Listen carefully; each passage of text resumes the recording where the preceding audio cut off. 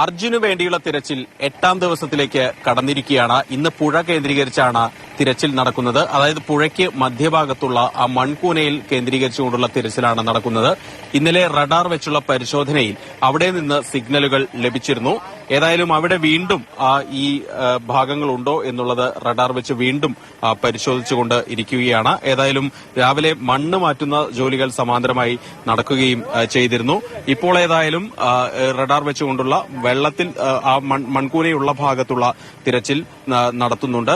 ഇതുവരെ അത് സംബന്ധിച്ച് കൃത്യമായിട്ടുള്ള വിവരങ്ങളൊന്നും പുറമേക്ക് ലഭ്യമായിട്ടില്ല. ഇന്ന് ഈ കാണുന്ന ബാരിക്കേഡിന് അപ്പുറത്തേക്ക് ആർക്കും പ്രവേശനം ഉണ്ടായിരുന്നില്ല. നമുക്ക് ഈ ദൃശ്യങ്ങൾ തന്നെ കാണാം. വൻ പോലീസ് സന്നാഹമാണ് ഇന്ന് ഈ സ്ഥലത്ത് ഉള്ളത്. ഒരു ACPയുടെ നേതൃത്വത്തിലുള്ള സംഘം തന്നെ ഇവിടെ ക്യാമ്പ് ചെയ്ത് നിൽക്കുന്നുമുണ്ട്. ഏതായാലും ഇന്നത്തെ ദിവസം തിരച്ചിൽ അവിടെ നടക്കുന്നു. അതിനൊരു കാരണമായി പറഞ്ഞത് ഈ ആർമിയുടെ ഒരു റഡാർ പരിശോധനകൾ അവിടെ നടക്കുന്നു. അതുകൊണ്ട് ഇന്നകത്തേക്ക് ആർക്കും പ്രവേശനമില്ല. അതായത് സാധാരണക്കാരായ ആളുകൾക്ക്, മാധ്യമങ്ങൾക്ക് മാത്രമല്ല രക്ഷാപ്രവർത്തകർക്ക് പോലും ഇന്ന് അകത്തേക്ക് പ്രവേശനമുണ്ടായില്ല. അവർക്ക് അവരുടെ രക്ഷാപ്രവർത്തകരുടെ ആവശ്യം അല്ലെങ്കിൽ സഹായം ഇന്നത്തെ തിരച്ചിലിന് ആവശ്യമില്ല. ആർമി മാത്രമാണ് ഇന്ന് തിരച്ചിൽ നടത്തുന്നത് എന്നുള്ള വിശദീകരണമാണ് ജില്ലാ ഭരണകൂടം നൽകുന്നത്.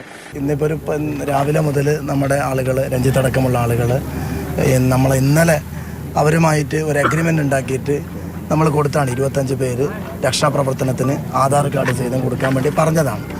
അത് ഇന്നിപ്പോൾ തിരസ്കരിച്ചപ്പോൾ ഇവിടുത്തെ SP നാരായണനുമായി ഞാനും ഡയറക്റ്റ് സംസാരിച്ചു.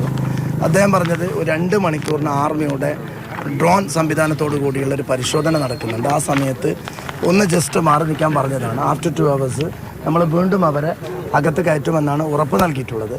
ഏതായാലും രാവിലെ ഈ ബാരിക്കേഡിന് അടുത്ത് വരെ എത്തി അകത്തേക്ക് പോകാൻ, സ്പോട്ടിലേക്ക് പോകാൻ എത്തിയ ജിതിനെയും, അർജുന്റെ ഭാര്യ സഹോദരൻ ജിതിൻ, അതുപോലെ തന്നെ രഞ്ജിത്ത്, ഈ വിഷയങ്ങളിൽ പങ്കെടുത്തിരുന്ന രക്ഷാപ്രവർത്തനങ്ങളിൽ പങ്കെടുത്തിരുന്ന രഞ്ജിത്ത് എന്നിവരെയെല്ലാം പോലീസ് തടയുന്ന ഒരു സ്ഥിതിയുണ്ടായി.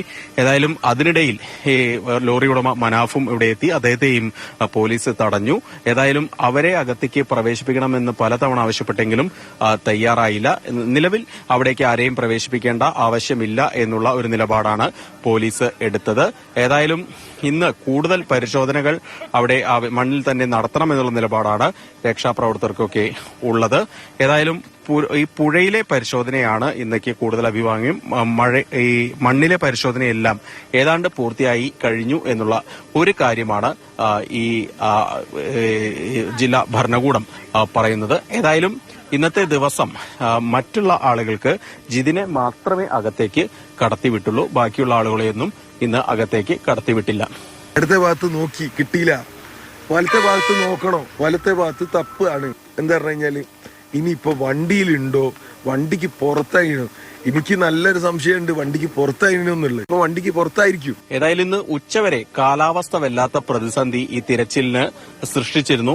ഇടവിട്ട് കനത്ത മഴയാണ് ഈ പ്രദേശത്ത് പെയ്തത്. അതുകൊണ്ട് തന്നെ പുഴയിലെ രക്ഷാപ്രവർത്തനം വല്ലാതെ വൈകുന്നതിന് ഇത് കാരണമാവുകയും ചെയ്തു.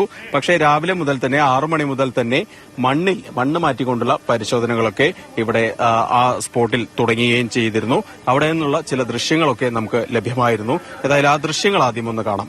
ഒരു ഭാഗത്ത് പോയിന്റ് സൈഡിലേക്ക് ഉള്ള മണ്ണുകൾ നല്ല രീതിയിൽ JCB ഹിറ്റാച്ചി ഉപയോഗിച്ചിട്ട് മാറ്റിക്കൊണ്ടിരിക്കുകയാണ്. ഏതാണ്ട് ഇന്ന് NDRFിന്റെയും മിലിറ്ററിന്റെയും നല്ലൊരു സന്നാഹം തന്നെ ഇവിടെയുണ്ട്. കാര്യങ്ങൾ സിസ്റ്റമാറ്റിക്കായി പോകുമെന്ന് തോന്നുന്നു.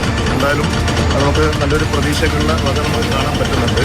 ഒരു ഭാഗത്തുള്ള മണ്ണുകൾ കംപ്ലീറ്റ് നീക്കം ചെയ്ത് ഏതാണ്ട് 1-2 ആളായിട്ടുള്ള മൺകൂനകൾ കംപ്ലീറ്റ് JCB ഹിറ്റാച്ചി ഉപയോഗിച്ച് നീക്കം ചെയ്യുകയാണ്.